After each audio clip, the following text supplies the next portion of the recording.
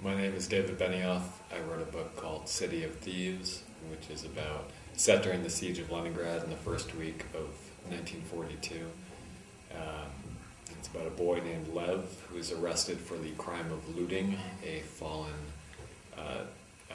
German airman, the body of a fallen German airman, and when he's in his prison cell awaiting execution the next morning, he meets a soldier named Kolja who's been arrested for the crime of desertion. And rather than the standard bullet in the back of the head that both of them are expecting the next morning, they're brought to a colonel of the NKVD, which was the precursor to the KGB, and the colonel sends them on a very strange mission, which is to find a dozen eggs for the colonel's daughter's wedding cake. And so the whole story really is about Lev and Kolja, this mismatched pair of young men, looking for a dozen eggs in a city where there are no eggs. It's a very crazy story, actually. And why did you choose the siege of Leningrad as a setting for this very weird coming-of-age story? I had the idea for the story about the two boys looking for these eggs, and of course it had to be in a city under siege. It's about, and that's what makes it so difficult, is that it's a city where there are no eggs,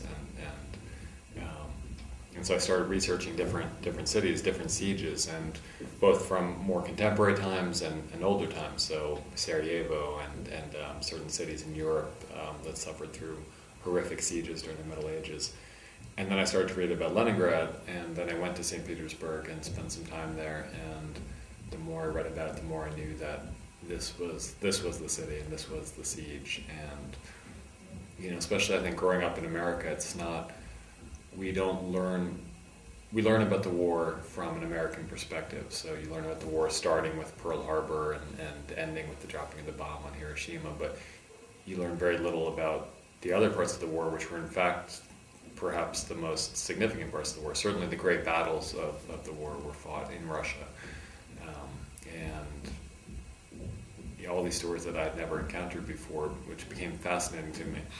And the city, it's one of the great cities of the world that survived one of the most horrendous sieges, and that wiped out half its population. And the more I read about the people and read their diaries and actually interviewed some survivors, the more I was impressed with not only their survival, but the fact that they survived with their humor intact and with their love of literature intact. I mean, midway through the siege, the government printed hundreds of thousands of copies of War and Peace, and they were devoured by the people. I mean, almost literally, because people really were eating book binding. But in this case, they were reading the book and talking about the book, and it's always impressed me that the culture survived in the worst months of the war. People were still putting on plays. They were still performing concerts. Even when the first violinist was killed on the front lines, they would have the second violinist come in. When that person died of starvation, they would have a third and a fourth, and they kept playing music. And so the people of Leningrad deserved a novel, and of course they've had others, but I became obsessed with them, and I had to write the book. So there are many anecdotes in the book which sometimes sound almost too fantastic to be true. Are they true in a way? Yeah, I mean, many of the stories that people have asked me about, and I think there's no way like eating the binding glue from the library books, or the fact that all the pigeons disappeared from the city, all the rats disappeared from the city. All is true. All of this is true, and very few of the historical details were fabricated for the story. I mean, it's a work of fiction, and the characters are fictional and so forth. But in terms of what the people ate and what they survived on, and the very meager rations that they were given, and so forth, that's all true. I think having the diaries was a very useful tool because you read the history books and they give you a good overview of what was happening, but the history books tend to concentrate on the great forces of history and the major figures, so Stalin and Hitler and so forth. But I wasn't really concerned with Stalin and Hitler. I was interested in the people on the ground, the people, the normal people, and what their day-to-day life was like. And so for my purposes, the diaries were actually incredibly illuminating, and they gave a very good sense of what people were thinking on a day-to-day level, which was generally, how to survive each day. And they weren't really preoccupied with what was going on outside the city. I mean, as much as their lives depended on the course of the war, each day they woke up trying to figure out where they were going to get food, where they were going to get water, and hopefully something to burn for heat. And so those were their preoccupations. And then speaking to some of the survivors, it's just very interesting to learn that even, I think you have a sense as a person today living in the 21st century that, so many of these things, like thinking about sex, well, they couldn't have been thinking about sex during the war because there was too much frightening things going on. But in fact, that wasn't the case. And it was wonderful to talk to some of these old men and women who were, particularly one old woman who was talking about how they would find ways to make up their faces even when there was no makeup to be found, and they were all, basically on the brink of starvation, but they still managed to try to apply some rouge, which was, all kind of homemade and everything else.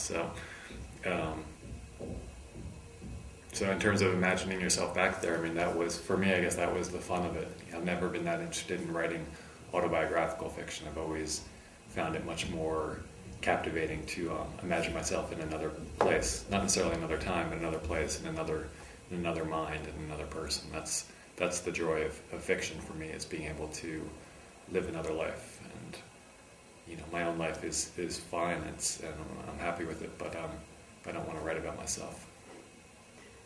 Is it different to write a script for a film from writing fiction? Is it difficult for you to switch from one to the other? Yeah, switching back to fiction after, I started as a novelist and then shifted into screenplays, and shifting back to write this book was extremely hard, because you get into certain screenwriting habits, and screenplays are easier. They're faster, and they're for me at least, they're easier because it's mostly dialogue on the page, and dialogue is the quickest thing to write, at least for me. And the hardest thing for me is, I think, probably description, or just the most time consuming. And so I always think of it as, if I was describing this scene in the screenplay, I would just write interior conference room day, and then a production designer can figure out what it looks like, and figure out what books are on the walls and what the table looks like, and so forth, and what the people are wearing and everything else.